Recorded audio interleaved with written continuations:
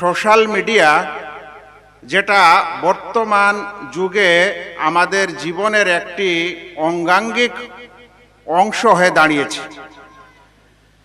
সেটা শহর হোক বা গ্রাম হোক, এমনকি বিভিন্ন বাড়ি ও ঘর যাদের কাছে হয়তো অন্য কিছু নেই কিন্তু ইন্টারনেটের সংযোগ আছে, একটি স্মার্টফোন আছে, যেখানে তারা সোশ্যাল মিডিয়ায় বিভিন্ন কিছু দেখছেন বা ব্যবহার করছেন। এরকম সময় যখন আমাদের মাদ্রাসার ছাত্ররা ফারেগ হচ্ছেন, তখন তাদেরকে এই সোশ্যাল মিডিয়ায় কে প্রত্যাখ্যান করা দরকার, না তাতে কাজ করা দরকার, না কি করা দরকার, এ সম্পর্কেই আমার আজকের আলোচনা।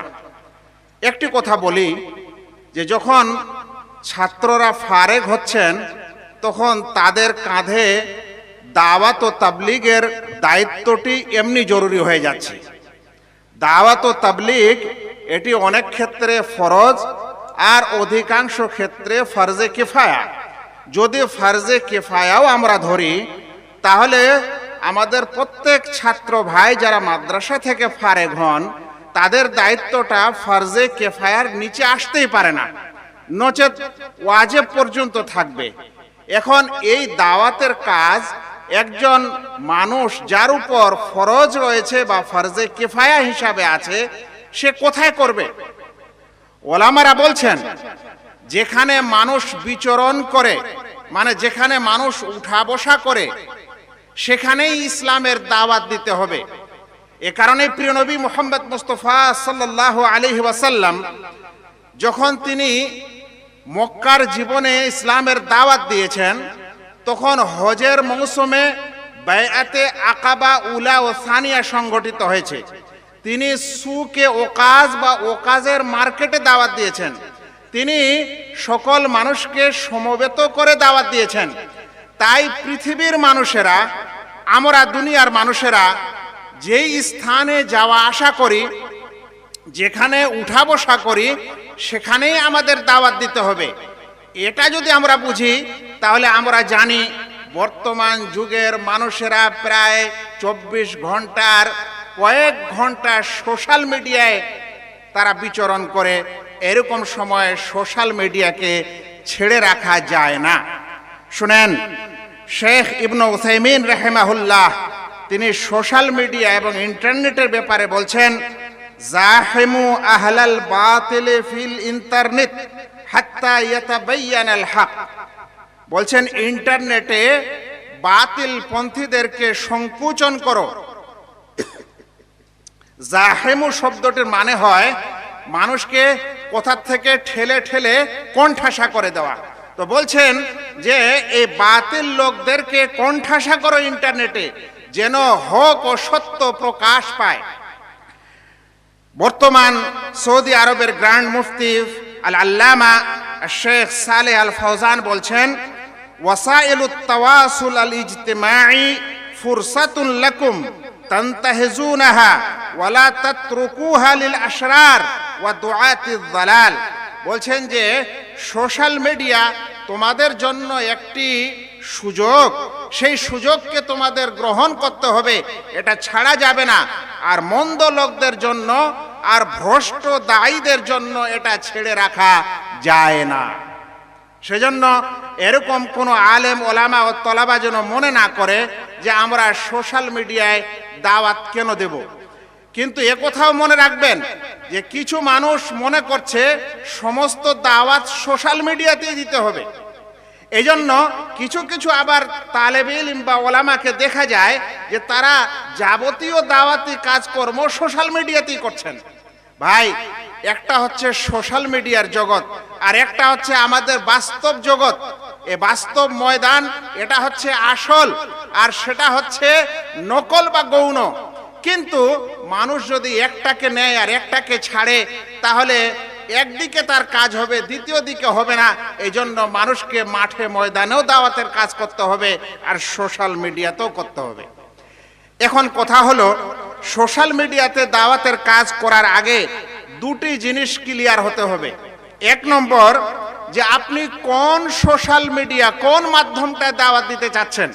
কারণ সোশ্যাল মিডিয়া অনেক, এখন আপনি ইউটিউবে কাজ করতে চাচ্ছেন, না ফেসবুকে চাচ্ছেন, না হোয়াটসঅ্যাপে চাচ্ছেন, না আপনি কি বলে যে টুইটারে চাচ্ছেন, না আরো অন্য কিছুতে চাচ্ছেন। মনে রাখবেন, একজন মানুষ মাত্র 1 থেকে 2টি ব্যবহার করতে পারবেন, কারণ এত বেশি সময় ডেলি আপনার কাছে থাকবে না যে আপনি সবগুলাকে ব্যবহার করবেন। সেই জন্য উচিত হবে যে আপনি প্রথমে নির্ধারণ করেন যে সোশ্যাল মিডিয়ার কোন বিষয়টাতে আপনি দাওয়াতের কাজ করতে চাচ্ছেন।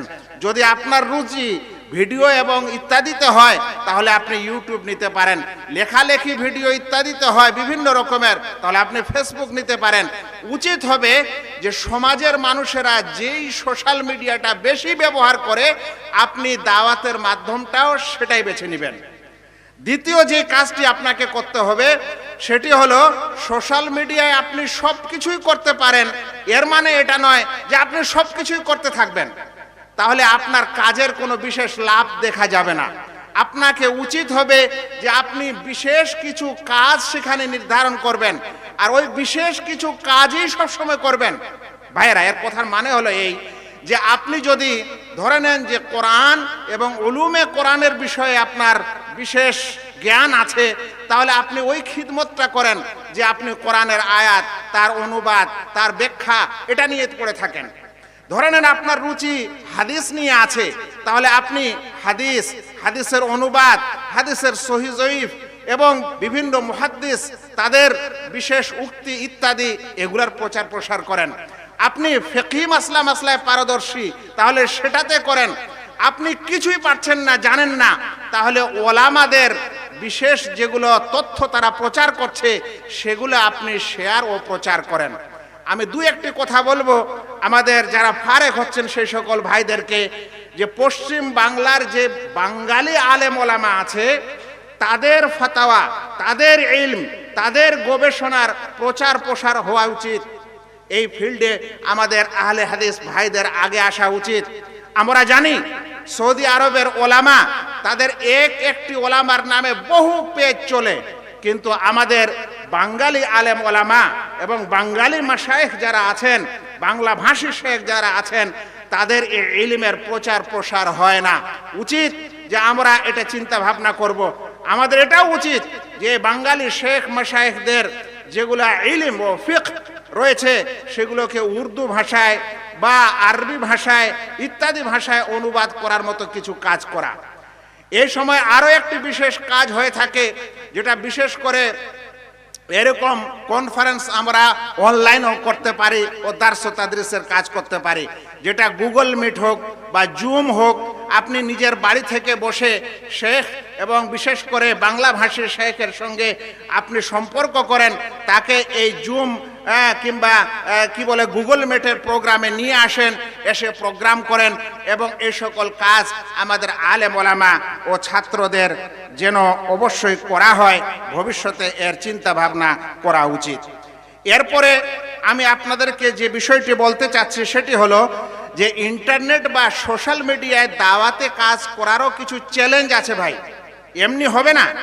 ইন্টারনেট এবং সোশ্যাল মিডিয়াটা ওরকমই যেরকমে আপনি কিছু মুরগিকে এবং পায়রাকে খাবার দেন, আপনি যদি একটা আইডি খুলে রেখে দেন আর ওখানে আপনি কিছু ইলম এবং খাবার দাবার না দেন, তাহলে কিন্তু মুরগি আর পায়রা তো আসবে না, তো আপনার ফলোয়ার্স এবং আপনার ফলোয়ার্স ইত্যাদি বাড়বে না। আপনাকে কিছু সেখানে দৈনন্দিন কিছু শেয়ার করতেই হবে।